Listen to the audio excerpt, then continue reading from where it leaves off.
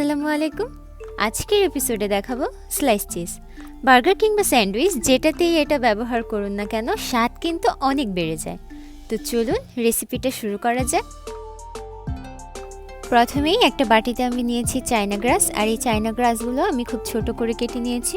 আপনারা এই পর্যায়ে জেলাটিন অথবা আগার আগার পাউডারও ব্যবহার করতে পারেন। এবার আমি একটু পানি দিয়ে দিলাম এবং একটু মিক্স করে 30 মিনিটের জন্য রেখে দিব।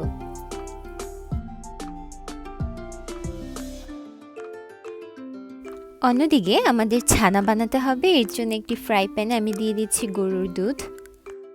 এবার দুধটা কিছুক্ষণ জাল করে ফুটিয়ে নিতে হবে। যখন ফুটতে শুরু করবে তখন এর মধ্যে দিয়ে দিচ্ছি ভিনেগার। আপনারা চাইলে এখানে লেবুর রসও দিতে পারেন। দেখুন দুধ থেকে ছানা আলাদা হয়ে যাচ্ছে। এবার আমি এই ছানাগুলো তুলে নেব এবং ভালোভাবে ধুয়ে নেব, কেননা এর মধ্যে সিরকা দিয়েছি। ছানায় যেন সিরকার গন্ধ না থাকে এর জন্য খুব ভালোভাবে ধুয়ে নিতে হবে এবং অবশ্যই পানি ঝরিয়ে নিতে হবে।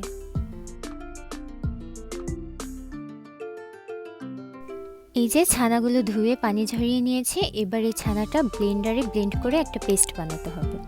অন্যদিকে আমি আবার ফ্রাই প্যানে দিয়ে দিচ্ছি গরুর দুধ, দিয়ে দিচ্ছি চায়না গ্রাসের মিশ্রণটা, ভালোভাবে নেড়ে নিচ্ছি।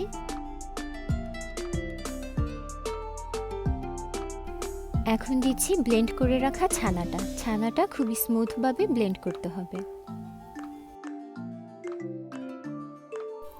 ভালোভাবে মিশিয়ে নিচ্ছি।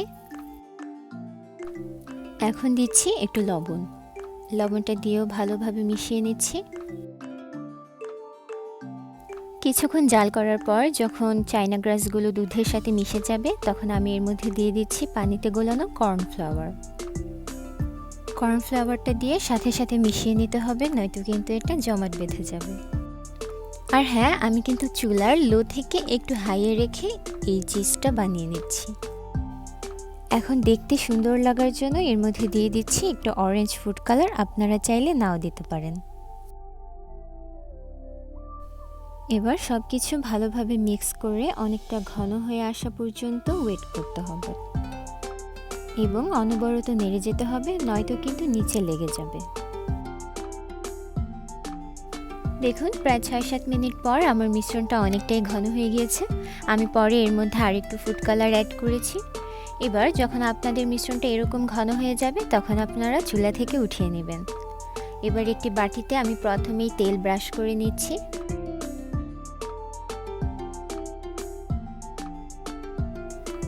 এবার আমি মিশ্রণটা এই বাটিতে ভালোভাবে ঢেলে নিচ্ছি।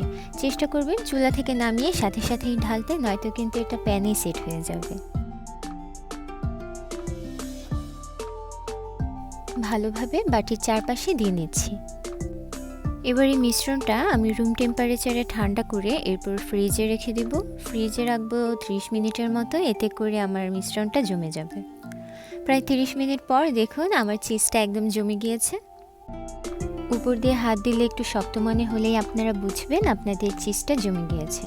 এবার আমি আমার পছন্দ মতো কেটে নিচ্ছি। আপনারা আপনাদের পছন্দ মতো কেটে নেবেন। আমি স্কোয়ার করে নিচ্ছি।